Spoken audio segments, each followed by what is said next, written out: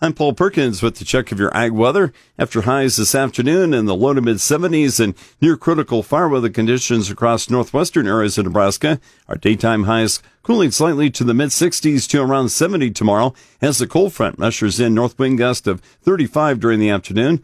Elevated fire weather conditions are likely for the afternoon on into the evening tomorrow with gusty winds and low humidity. Some light rain or sprinkles a possibility in west and central areas of Nebraska late tomorrow through tomorrow night. In behind the front, our daytime highs on Friday in the 50s to some low 60s.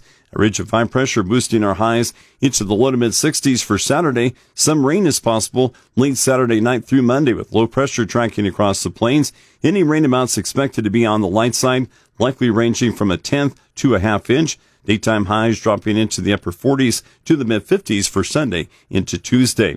For the long-term forecast, seasonal temperatures are likely for Nebraska and Kansas the early half of next week. That's before colder than normal temperatures taking hold for late next week through November 28th.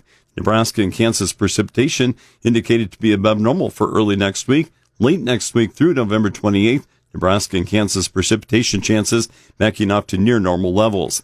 Key weather factors affecting the markets include better rainfall for Argentina and continued heavy rain in southern Brazil, while central Brazil deals with heat and dry weather. Mostly dry weather helps with harvest and field work the next several days across the midsection of the U.S., including the plains and western Corn Belt. Farther south, rain continues to build eastward along and near the Gulf Coast with some potential for heavy rain and gusty winds in parts of Florida. A storm park west of California remains offshore in the next couple of days, although rain and snow spreads inland at times. Late this weekend, some of the Pacific storm energy interacts with a surge of cold air arriving from western Canada and should lead to an increase in rain and snow activity across parts of the western and central U.S., although precipitation likely to be light. Eventually, that precipitation spreads into the plains and Midwest, leading to more active and cooler weather for Thanksgiving week. In Argentina, scattered rain is helping with drought recovery. Northwest Argentina, that's furthest behind in rainfall, has missed out on some of the rains. More occasional rain is likely for Argentina this week and weekend as most key growing areas see a positive turnaround. Towards Brazil, triple-digit heat and mostly dry weather in the central areas is overly stressful for developing soybeans, while very wet conditions and some flooding in the south is slowing the development of corn and soybeans.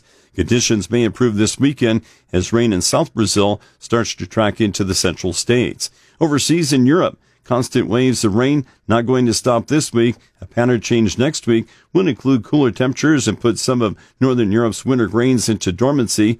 Most of Europe is in good shape for soil moisture, even some excessive moisture. Limited soil moisture is found in Spain and far southeast Europe, but not in the key growing areas. With the check of your ag weather, I'm Paul Perkins.